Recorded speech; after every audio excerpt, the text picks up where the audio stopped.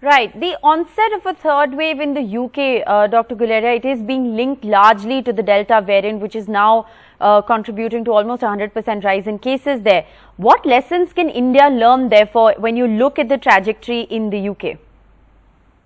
So I think the first lesson to learn is that we don't need to take this virus casually. We need to understand this virus is changing, and it is changing to survive and infect more and more patients, more and more people. And therefore, we have to be aggressive and try and be ahead of the virus. Every place that you see where people were able to control the number of cases, UK did a very good job by having an aggressive lockdown for many, many months. And again, when they started opening up, the new variant, the Delta variant, again caused a surge in the number of cases. So therefore, what it really means is that we are also in a similar vulnerable situation. And if we are not careful right now, then 3 or 4 months from now, we will again have a similar situation. And that is why, having learned from past experience, we need to be very aggressive. The virus is still mutating, it's changing, and new variants are coming up, which will continue to allow the virus to spread in our population. Is it worrying that the gap between the first and the second wave, and the gap between the second and the possibility of a third wave is now reducing? The number of months or weeks that we have between the second and third wave is going to be substantially lower as per your own estimate. Does that worry you? So that worries me, because what we're saying is a change in the behavior of the virus. What we had seen between the first and the second wave was that the first wave we had a viral infection, or the original coronavirus was not that infectious. It was not spreading that rapidly. All that changed with the second wave. The virus mutated and became a highly infectious virus, which was spreading very, very rapidly. Now that virus, which has now become the Delta variant, which is the dominant variant circulating, is very infectious. It's not like what we saw in between the first and the second wave. And that is why one is worried that you may see a much faster spread now with a new variant sort of circulating in our country.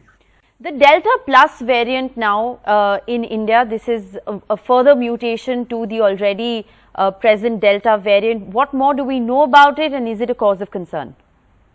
So the Delta Plus is a variant which is in the same lineage as Delta variant. So it's in the same if you look at the phylogenetic tree, it's in the same lineage, but with a slight change. There is one more mutation which has been found, which could be a cause of concern, because this mutation, the 417, is something which may change the virus to some extent as far as its infectivity is concerned. This was also found, as far as I remember, in Brazil. So what we need to do is, we need to observe. Currently, the WHO has said that this is a variant of interest, but it could become a variant of concern, because currently the number of cases are less. Now, will this variant, this Delta Plus, again become the dominant variant? Will it start causing more cases? That is something we need to observe very closely over the next few weeks.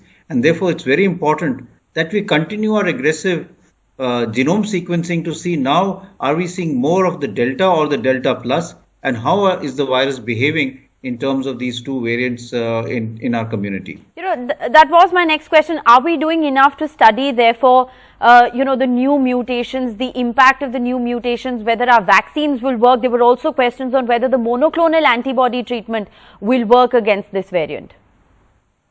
Yes, so these are very important questions. One is whether the monoclonal antibodies, which is now coming into our country, will it work against the new variants, because it has been actually developed against the older variants. Secondly, does the vaccine efficacy come down, and does it come down significantly that we need to really look at a new strategy?